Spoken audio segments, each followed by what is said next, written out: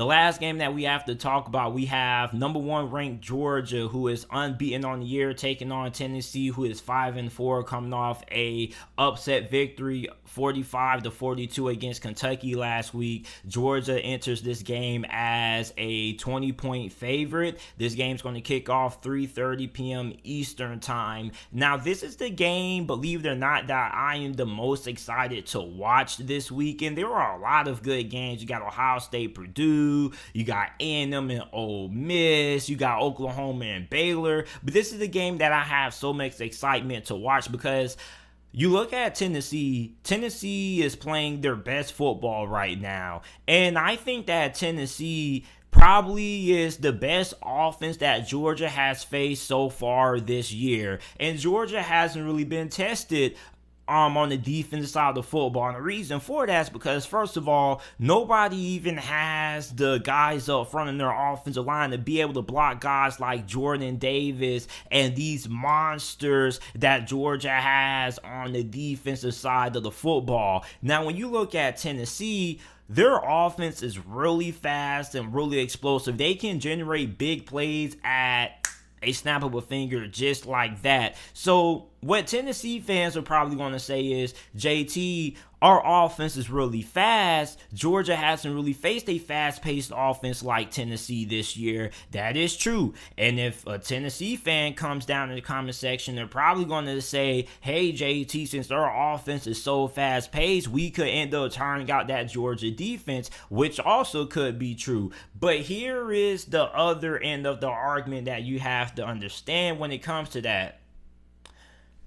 Georgia has a lot of depth on defense, okay? And when they have a lot of depth, that means that they can rotate guys in and out of the game, keeping guys like Jordan Davis fresh for the fourth quarter. And we kind of saw that happen when they played Alabama.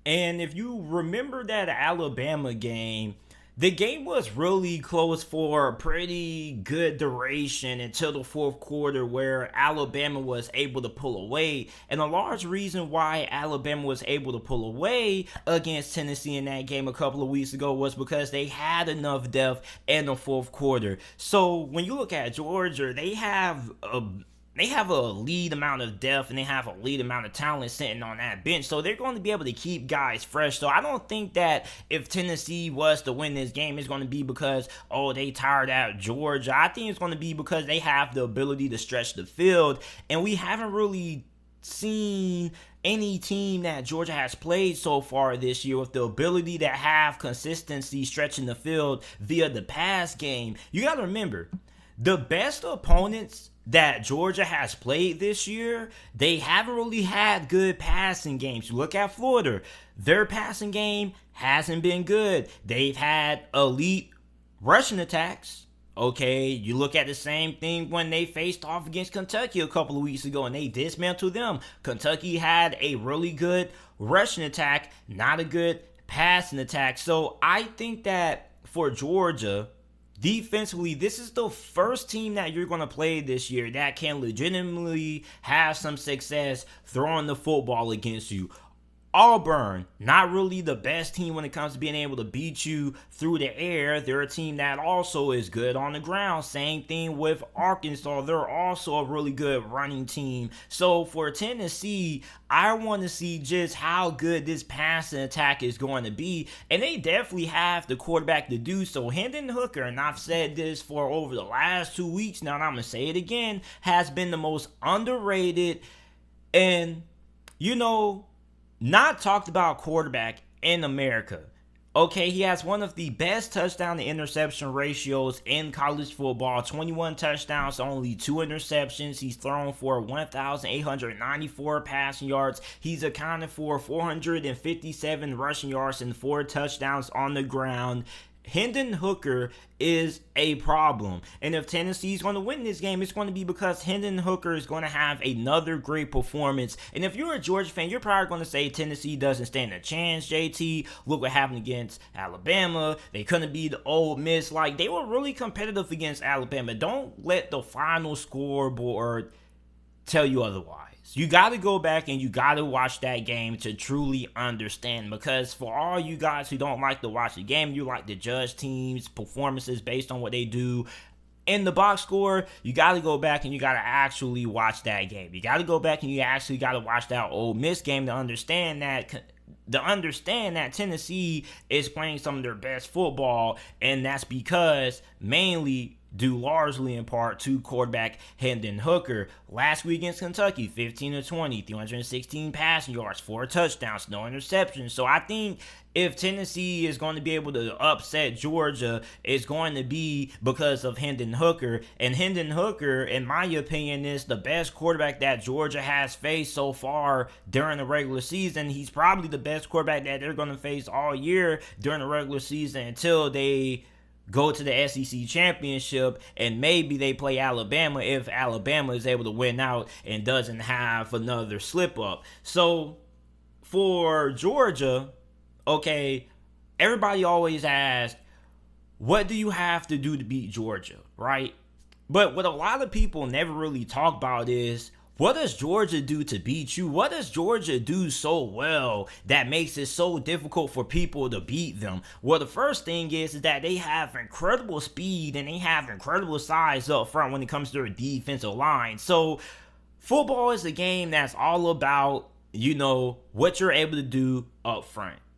Everybody makes this day and age of football all about, the wide receivers, the skill position players, and the quarterback. But if you can't handle yourself up front, you already lost. And most teams this year who have played Georgia, they already lost because they weren't able to hold themselves up together when they faced up against this monster of a front seven. So for Tennessee, can this offensive line hold up? Okay, is this offensive line good enough to allow this passing game to continue to do what it's done all year for Tennessee? The second thing is, when it comes to Georgia, is are you going to be able to slow down the rushing attack because they have a two-headed monster? You got White, you got Cook there. Are you going to be able to slow that down? Are you going to force Stetson Bennett to have to beat you through the air? Because so far, Stetson Bennett hasn't really been asked to win the game. Pretty much all he's really been asked to do is to manage the game. When is Stetson Bennett and this Georgia offense going to be put against the wall where they have to rely on Stetson Bennett to beat them and win the game for them instead of having to lean on that rushing attack? Because Georgia is balanced. They're not one-dimensional. They can beat you through the air and they can beat you on the ground, but the main staple of their offense is their rushing attack. So if you take away the rushing attack and you force Georgia to have to beat you with Stetson Bennett, that's something that we haven't really seen anybody do so far this year. Can Tennessee be the team to do that? I don't really know, because Tennessee hasn't really been that great this year when it comes to their run defense. Now, there are a lot of Tennessee fans who are telling me that their defense is underrated and that they're not going to have a great defense because they score so fast.